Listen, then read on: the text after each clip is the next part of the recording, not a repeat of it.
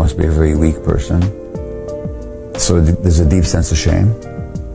Then there's tremendous emotional pain that accrues from abuse and neglect.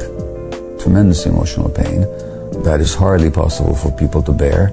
Now they have to soothe their pain with substances or other compulsive behaviors.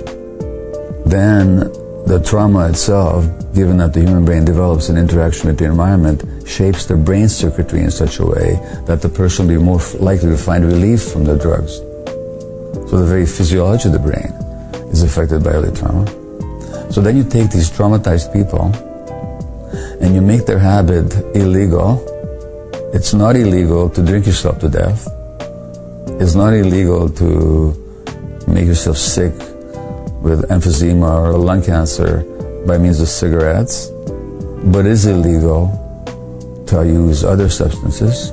So now you take these abused, traumatized people, you place them outside the law, you put them in jails, and you harm them all their lives, treating them like criminals and bad people and failures and rejects and less than human. And then we wonder how come they don't get better. So it's a self-perpetuating cycle of taking traumatized people and then re-traumatizing them and then hoping at the same time, why don't they listen? Why don't they get better already? Why don't they give it up? Well, they don't give it up because the more hurt they are, the more they need to escape. In other words, the addiction wasn't your problem. Your problem was that you had a lot of emotional pain, you didn't know what to do with. So the addiction was really an attempt to solve a problem. So when you say, why do people use substances or why do they engage in addictions in general, it's because they have a problem they don't know what to do with.